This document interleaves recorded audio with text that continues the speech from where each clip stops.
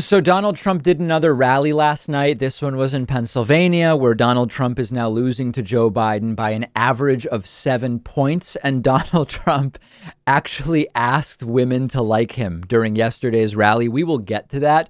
But let's start in order, piece by piece. Donald Trump kicking off the rally by slamming Joe Biden because Joe Biden abandoned Pennsylvania when he was 10 years old. How do you lose to a guy like this? Is this possible? Oh, I'll never come to Pennsylvania again. I love this place. You know, they say he was born in Scranton, but he left. He left. He abandoned you. He didn't. Give me a break. This would be like attacking me for abandoning Argentina when I was 5, as if at age 5 I could have said, "Thanks, Mom and Dad. I'm going to stick around here instead of moving to the United States with you." A really strange line of attack, but nothing matters to these crowds. They will cheer anything. This next one I love. I don't know if you guys have seen, but Pete Buttigieg has been on Fox News a lot lately, crushing Trump. So Trump apparently doesn't like it. And he talked about Pete Buttigieg at yesterday's rally, except he called him Booty Check, which is different. You had Alfred E. Newman. You had all these people. You know who Alfred E. Newman is? Yes. Pete Buttigieg. Pete Buttigieg. He was a bad mayor of a failed town, and he's going to run for president. You know? Just wild stuff. I mean, it's insane that this is the reality we live in. And then here's that strangest moment of the entire thing when Donald Trump asked suburban women to like him, a sort of Jeb Bush please clap moment, except much more cringy. This was after about 90 seconds of ranting incoherently. I don't want to build low-income housing next to your house, okay, if that's okay. And I ended the regulation, the rule that made the zoning so impossible that you had to destroy your communities. And then I hear the suburban woman. I think that the suburban woman, and I used to say suburban housewife, I used to take heat, but I said, does anybody care? Do you care if I say suburban? No, they're all going, no. Again, the only one cares is them. Trump said suburban housewife, but I didn't say it because I don't. You learn very quickly. But suburban women, they should like me more than anybody here tonight because I ended the regulation that destroyed your neighborhood. I ended the regulation that brought crime to the suburbs. And you're going to live the American dream, and that's what you're going to do. And remember this, 29% of the people experiencing the American dream in the suburbs happen to be minority. And you don't know that, but 29%. And we're doing this for everybody. We're not doing it one way or the other. We're doing it. And I ended it. They said, sir, we can amend it. I said, no, I don't want to amend it. I want to end it. It was a horror show. And this loser, Cory Booker, is the guy that's going to be in charge of the program. The guy's a stone-cold loser. 1%. He got 1%. He ran. He was going to be great. 1%. Every week. He was like her. Down, down, down. They should have picked him. But no, he'll be in charge of your suburban. So can I ask you to do me a favor? Suburban women, will you please like me? Remember?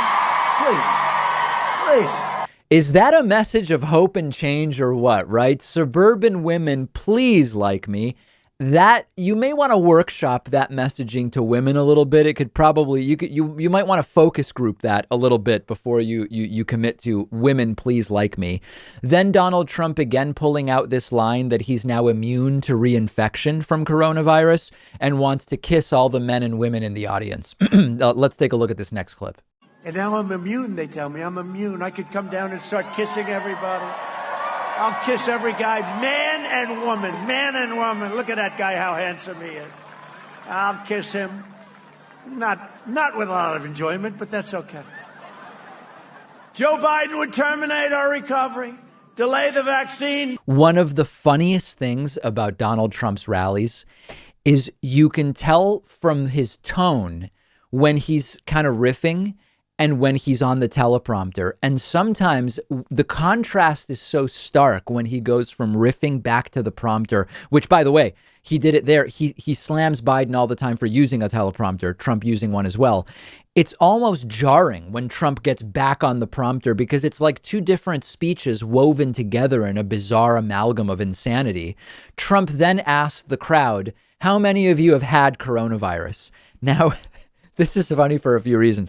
First of all, he congratulates them for being immune, which, as you all know, there are still questions about reinfection, how long immunity lasts, etc. Not particularly responsible for Trump to go head first on this. But, you know, when you have people crowded together during a pandemic, asking the infected folks, even if it's previous, I mean, who really knows when they last had it or would have tested positive, asking people to raise their hands to say, I had coronavirus, you're not going to get a lot of takers, I don't think. But regardless, Trump tries it. Take a look. I'm hard. The FDA has been great. To everyone fighting to recover from the virus, I feel your pain because I felt your pain.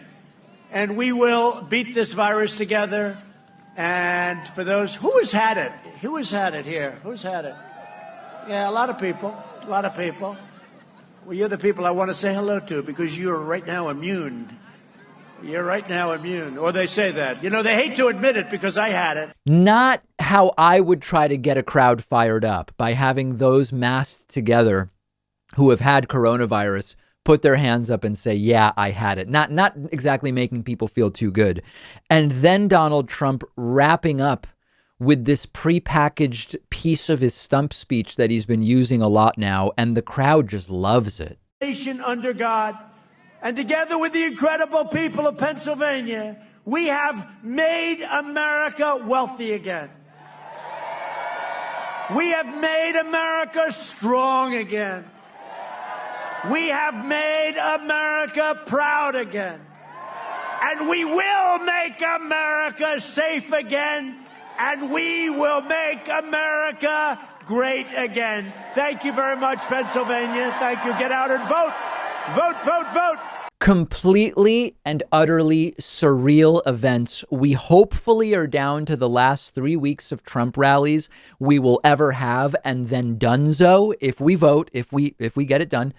Tonight, 7 p.m. Eastern, Trump will be in Iowa. I will be live on YouTube, Twitch, and Facebook. I hope you'll join me for audience participation and live commentary. If not, I understand. I really do. And hopefully we're down to the last 3 weeks of this.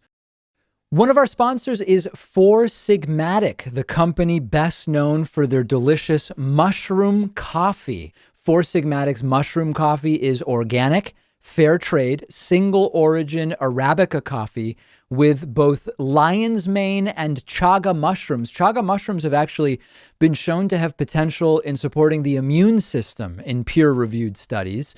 I've been drinking Four Sigmatic coffee a lot lately. It actually doesn't taste anything like mushrooms. It just tastes like any delicious coffee, but it's really easy on my stomach, doesn't give me any jittery feeling or a midday crash. And they have over 20,000 5-star reviews.